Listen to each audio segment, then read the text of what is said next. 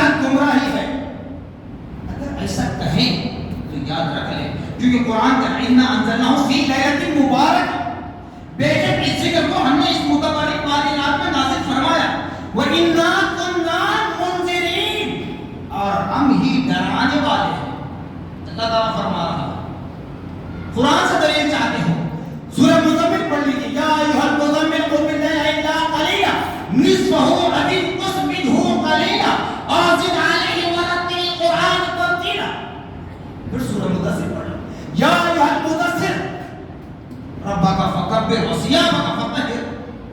فرما اللہ تعالیٰ اے حبیب بیدار ہو جائیے. میرے حبیب سوتے کب ہیں؟ میرے حبیب کے لیے تو اللہ نے اعلان فرما دیا. معراج کی گواہی کس کی ہے؟ میرا حبیب ظاہر سوتا ہے تو آنکھ بند ہوتی ہے، دل کی آنکھ کھلی ہوتی ہے تو رب کا دیدار. مگر یہاں اللہ پاک نبی کو حکم دے رہا ہے، اے میرے نبی اپنی امت کو اٹھائیے، اپنی امت کو جگائیے، اپنی امت کو خدا کے عذاب سے ڈرائیے، اپنی امت کو خدا کے عذاب سے ڈرائیے. میدان محشر میں کیا ہوگا؟ خبر کی زندگی کیا ہوگی؟ کہتے ہیں بدعت. اگر ایسا بدعت کہتے رہو، میں کسی پر طنز کرنا مقصد ہے، خاص رسول حاضر و ناظر. بدعت اگر کہو زندگی گزارنا مشکل ہے. میں یہی لفظ کہتا ہوں، دوسرا لفظ نہیں کہتا. بدعت اگر کہو زندگی گزارنا مشکل ہے. میرے پیارے آقا صلی اللہ علیہ وسلم 70 پیغمبروں کا کپڑا پہنا کرتے تھے. ہے کوئی آج دنیا میں؟ بتائیے. لیلۃ البرات پر اعتراض، معراج پر اعتراض، خدر پر اعتراض نہیں کرتے. خدر بھی تو ایک ہی بار ہوا نا، تو قرآن بھی تو ایک ہی بار نازل ہوا نا. 23 سال میں ہوا لیکن ایک ہی مرتبہ نازل ہوا. اب یہ ساری مثالیں دے کر سمجھا گئے تو کیا بولتے ہیں؟ معراج میں نبی کو ایک مرتبہ بلایا گیا فرش سے عرش تک. ہاں تم ہر سال کیوں معراج کرتے ہو؟ بارات میں اگر ان کو دلیلیں دے کر بتائی جائے تو کہتے کہ نبی ایک مرتبہ قبرستان گئے تھے، تم ہر سال کیوں جاتے ہو؟ تو پھر آپ سے میں کہوں گا اللہ اس کا رسول حاضر و ناظر ہے کہ قدر پر طنز نہیں، صرف ذہن کھول رہا ہوں. قرآن بھی ایک ہی وقت نازل ہوا. ایک مرتبہ پڑھ کر بیٹھ جائیے نا. تراویح بھی ایک ہی مرتبہ ختم کر کے بیٹھ جائیے. کیوں 10 پارے، 3 پارے، ایک پارا، ایک شبینہ کیوں؟ سماعت قرآن کیوں؟ پھر وہی کہنا پڑے گا مجھے، کیا مفاد کے لیے تم استعمال کرو گے اسلام کو؟ کیونکہ قرآن پڑھنے پر، تراویح پڑھانے پر ہدیہ ملتا ہے، اس لیے قدر کو مانتے ہیں. معراج کو نہیں مانتے، برات کو نہیں مانتے. مت مانیے، مجھے کوئی اعتراض نہیں ہے. مت عمل کیجیے، اعتراض نہیں ہے. شعبان کی دعا مت پڑھیے، اعتراض نہیں ہے. اہل سنت والجماعت کے عقائد کے مطابق ہم کسی کو یہ نہیں کہتے کہ شب برات کی رات میں قبرستان جا کر اہل قبور کی زیارت کرو. ہم کسی کو زبردستی نہیں کہتے. ہمارا جو عقیدہ ہے، ہمارے جو فالوورز ہیں، ہمارے جو ماننے والے ہیں، ہم ان کو بتلاتے ہیں. آپ پر زبردستی ہم نہیں تھوپتے. اگر آپ نہیں جانا چاہتے مت جائیے، لیکن جانا غلط ہے یہ مت بولیے. جانا غلط ہے یہ مت بولیے. بدعت ہے مت بولیے. ہر بدعت گمراہی نہیں ہوتی. وہ بدعت گمراہی ہے جس میں اسلام کے خلاف عمل، جس میں شریعت محمدی کے خلاف عمل، وہ بدعت گمراہی ہے. وہ بدعت جہنم میں لے جانے والی ہے. ارے اللہ اکبر. کم سے کم مسلمان جب لیلۃ البرات کی رات آتی ہے تو بڑے خشوع و خضوع کے ساتھ نماز ادا کرتا ہے، سورہ یاسین کی تلاوت کرتا ہے، سال میں ایک مرتبہ اہل قبور کی زیارت کے لیے جاتا ہے. تم اسے بھی روکتے ہو؟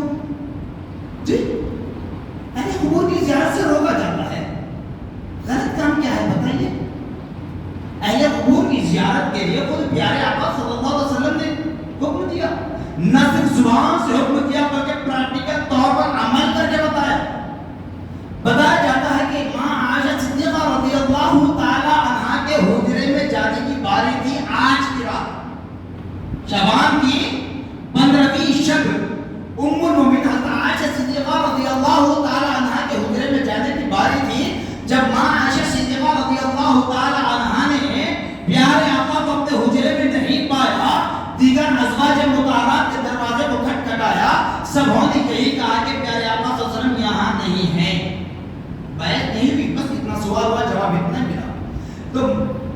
عائشہ صدیقہ رضی اللہ تعالیٰ عنہ گھر سے باہر نکل رہی ہے، خوف کے عالم میں ڈرتے ڈرتے نکلتی ہے، کیونکہ پہلی بات تو یہ ہے کہ پیارے آقا صلی اللہ علیہ وسلم ہے نہیں گھر میں، ان کی اجازت کے بغیر میں باہر کیسے نکلوں۔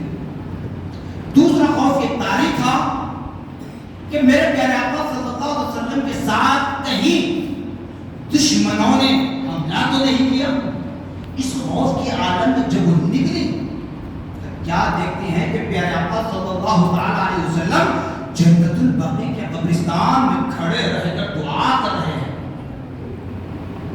اب بتائیے سامعین محترم، اس جنت البقیع کے قبرستان میں اس وقت جس وقت میرے پیارے آقا صلی اللہ علیہ وسلم ظاہری اعتبار سے عین حیات میں تھے، اس وقت جنت البقیع کے قبرستان میں کون دفن تھے؟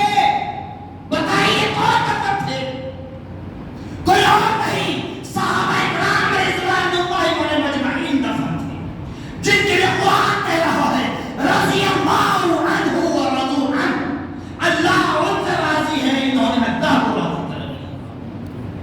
وہ صحابہ آرام کر رہے تھے جنت البقیع کے قبرستان میں، جن کے لیے میرے پیارے آقا صلی اللہ علیہ وسلم ارشاد فرماتے ہیں، یاد رکھنا یہ آواز اگر نکل رہی ہے یہ میری طاقت نہیں ہے، کسی کو للکارنے کے لیے یا کسی کو جھکانے کے لیے نہیں کہہ رہا ہوں، بلکہ نبی نے جنت البقیع کے قبرستان میں جا کر دعا کی تو کس لیے کی، وہ دعا کیا تھی وہ بتانا پسند۔ وہ صحابہ جن کے لیے قرآن نے کہہ دیا رضی اللہ عنہم ورضوا عنہ، اللہ ان سے راضی ہے، اللہ ان کے اعمال سے راضی ہے، وہ صحابہ اپنے اعمال کے ذریعے اپنے معبود حقیقی کو راضی کر چکے ہیں۔ کیوں کہ صحابہ کی زندگی یہ ہوتی، سامنے نبی ہوتے دل میں خدا ہوتا، نبی کو پیش نظر رکھتے، نبی کو دیکھ دیکھ کر زندگی پسند کرتے اور دل میں خدا کا خوف رکھتے، سر جھکاتے رب کی بارگاہ میں، دل جھکاتے نبی کی بارگاہ۔ وہ صحابہ، اور وہ صحابہ کے لیے پیارے آقا فرما رہے ہیں یہ وہ صحابہ ہیں جیسے آسمان پر تم تارے دیکھتے ہو نا اندھیری رات میں، چاندنی رات میں جو تارے چمکتے ہیں، میرے صحابہ بھی آسمان ستاروں کے مانند ہیں، آسمان پر ستاروں کے مانند ہیں۔ پھر چلیے پیارے آقا صلی اللہ علیہ وسلم نے فرمایا میرے صحابہ کی طریقوں کو جو اپنائے، میرے صحابہ کے راستے پر جو چلے وہ ہدایت یافتہ ہے، جو میرے صحابہ کے راستے کو چھوڑ دے وہ گمراہ ہے۔ کیسے گمراہ ہے؟ کل بدعت ضلالہ تو آسانی سے اچھا یاد کر لیے، ایسے معلوم ہوتا ہے کہ قبر میں اگر فرشتہ منکر نکیر بھی اگر پوچھے من ربک ما دینک ما کنت تقول فی ھذا الرجل، تو صرف یہی کہ کل بدعت ضلالہ کل ضلالۃ فی النار، بس یہ سبق پڑھتا ہے، یہ سب اچھی طرح رٹ لی ہے نا۔ صرف ایسے نہیں، کہانی کے طور پر کوئی چٹکلا نہیں سناؤں گا، الحمدللہ ثم الحمدللہ صغیر کو جامع نظام سے جو علم